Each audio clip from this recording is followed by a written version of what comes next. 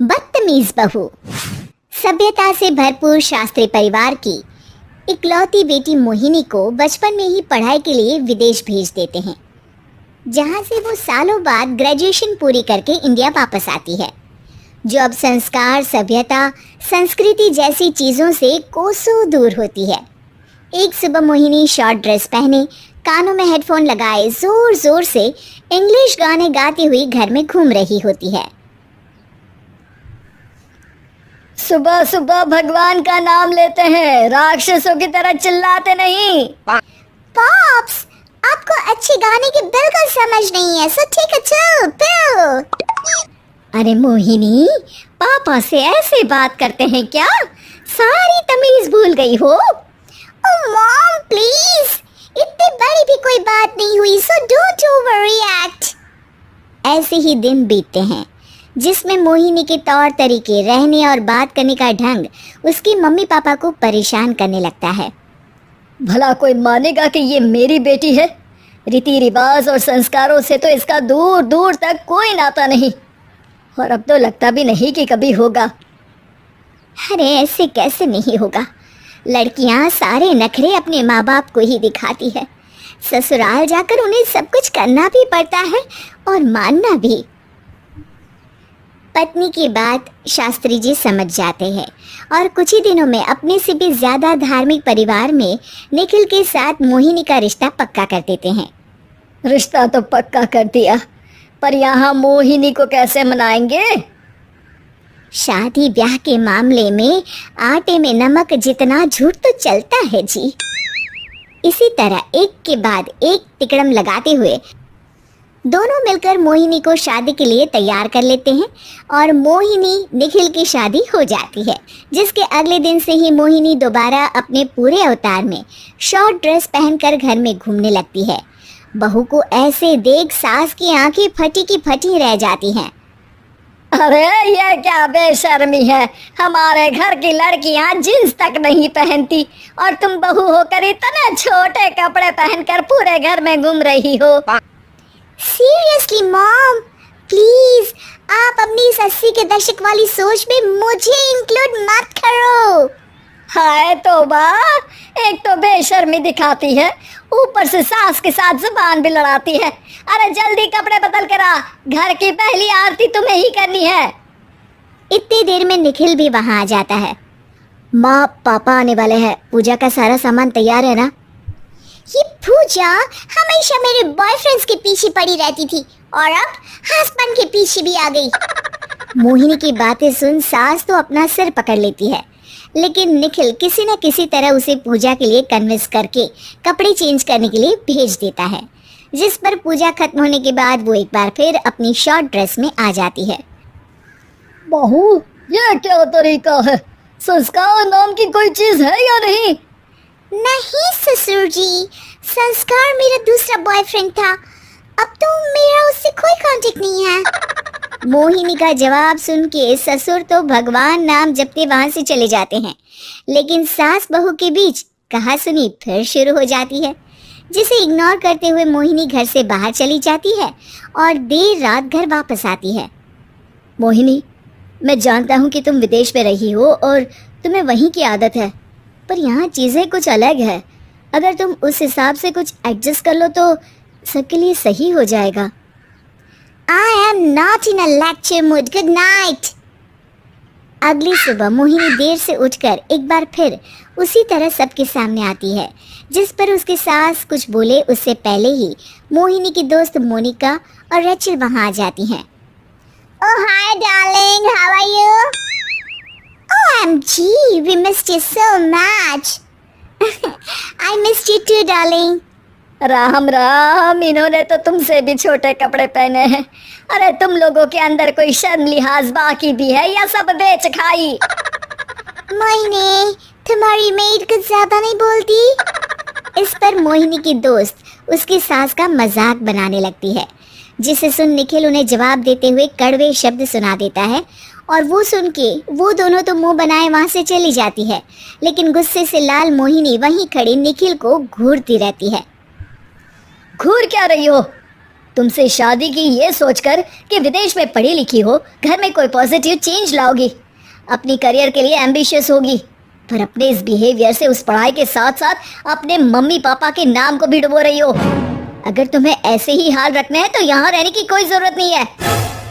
निखिल की बातें सुनकर मोहिनी रोते हुए घर छोड़कर अपनी मम्मी पापा के पास वापस आ जाती है।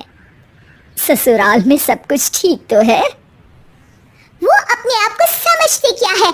मोहिनी पर चिल्ला रहे? मैं क्यों उसके इशारों पर चलूं? मैं अपनी लाइफ अपने तरीके से जीना चाहती हूँ और वो ना आप लोगों को मंजूर था और ना ही उन्हें है। तुम यहाँ नहीं रह सकती। अपने पापा की बात सुन के मोहिनी हैरान रह जाती है। हाँ, तुमने बिल्कुल सही सुना।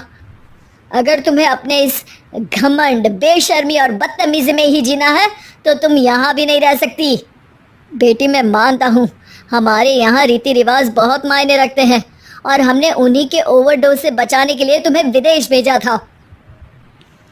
एक लड़की जो शादी करके घर और बच्चे संभालती है, उससे तुम अपने आप को ज्यादा समझ सको इसके लिए भेजा था। तुम उससे ज्यादा समझो और बनो, पर तुम तो किसी दूसरी ही ट्रेन में चढ़ गई बेटा। उसके मम्मी पापा बहुत देर तक मोहिनी को सारी बातें समझाते हैं, जिन्हें सुनकर मोहिनी को अपनी गलती का एहसास होता है। वो जॉब ज्वाइन कर लेती है और ससुराल वापस आकर उन्हें मॉडर्न बनाती है और खुद भी कुछ रिवाज सीखते हुए खुशी से रहने लगती है।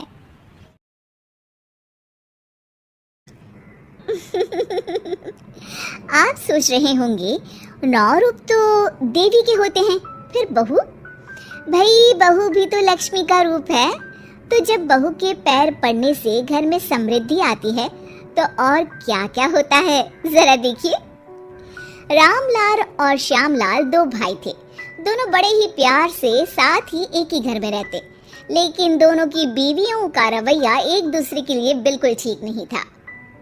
एक दिन रामलाल की बीवी कहती है, अरे रमा, ये क्या कर दिया? सारा कचरा पूरे घर में फैला दिया। माफ करना दीदी, मैंने रखा तो एक ही जगह था, लेकिन हवा इतनी तेज चली कि उड़ गया। अभी उठा देती हूँ। हाँ हाँ, जल्दी करो। और एक बात, अब भाई साहब से बोल देना कि 2 रसोई कर ले।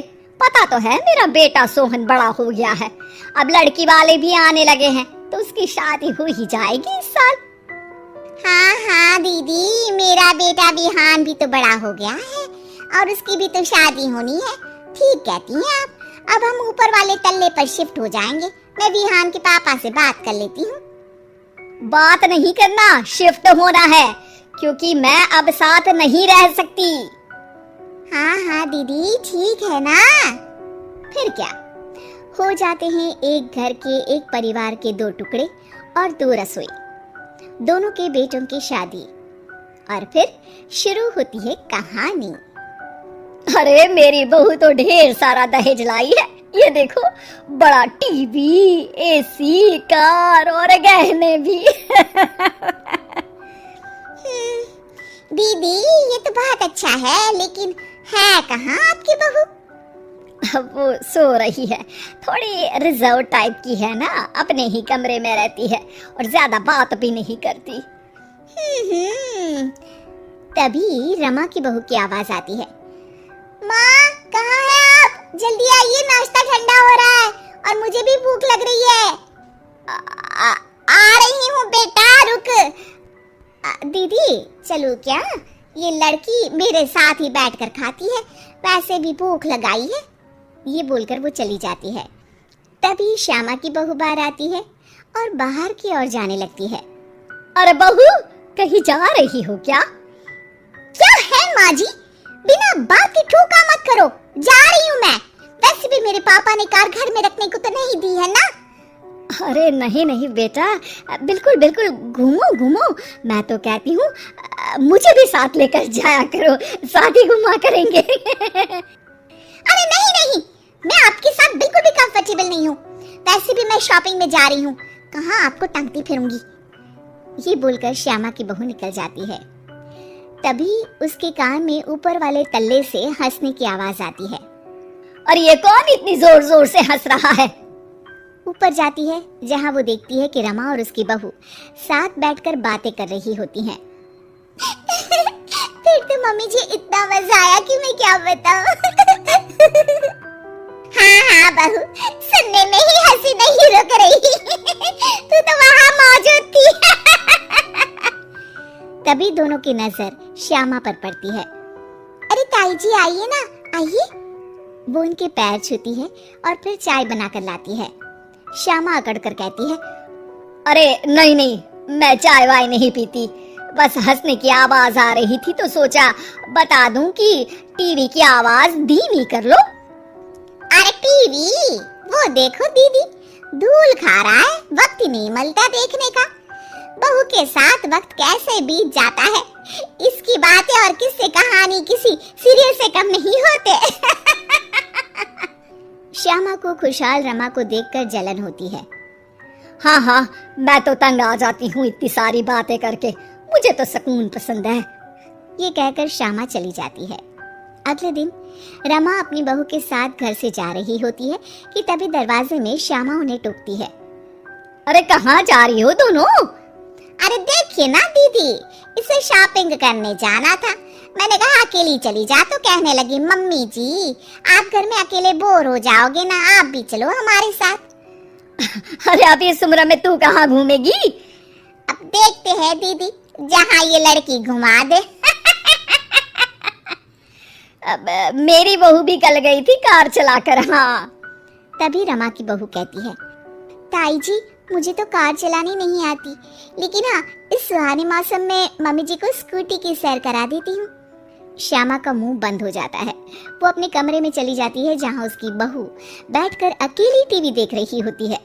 बहू तू भी कुछ बातें किया करना, मैं अकेले अकेले बोर हो जाती हूँ। तो क्या मैं यहाँ आपको एंटरटेन करने आई हूँ? देखिए मम्मी जी, मैं तो सिर्फ ये कहना चाहती हूँ कि ये टीवी मेरे पापा ने दी थी, तो ये टीवी कल तक मेरे कमरे में लग जानी चाहिए, समझिए आप। ये बोलकर वो वहाँ से चली जाती है। श्यामा सोच लेती है कि वो अब ये सारी बातें अपने बेटे को बताएगी। शाम को उसका बेटा जब घर आता है, अरे देख बेटा, तेरी बीवी सारा दिन अपने कमरे में रहती है, न बात करती है न चित। मैं बूढ़ी सारा दिन भूत की तरह अकेली घूमती रहती हूँ घर में। अरे माँ मैं क्या बोलूं, मैंने कई बार उसे बोला कि सबके साथ उठा बैठा करो, हंसा बोला करो और मिलकर रहो, लेकिन वो कहती है कि उसका मन ही नहीं करता। अरे क्यों मन नहीं करता है? ऐसा क्या हो गया? माँ तुझे याद है, उसके पिता ने कार देने से मना कर दिया था, कहा था कि उनके पास पैसे नहीं है, साथ ही तेरे सामने हाथ भी जोड़ा था, लेकिन कैसे तूने उसके पिता के साथ बुरा व्यवहार किया था। उन्हें कहा था कि पैसे नहीं है तो किसी भिखारी से शादी कर दो अपनी बेटी की। हाँ बेटा, तभी तो आज दरवाजे पर इतनी लंबी कार खड़ी है। बस माँ, तो अब तू उस कार से ही बात कर और उससे मन लगा, क्योंकि पिता के आंखों का आंसू आपकी बहू के दिल तक उतर चुका है और आपकी इज्जत उसकी नजर में। आप श्यामा को समझ आता है कि कुछ निर्जीव चीजों से घर भरने से अच्छा है कि सजीव चीजों से जिंदगी भरी जाए।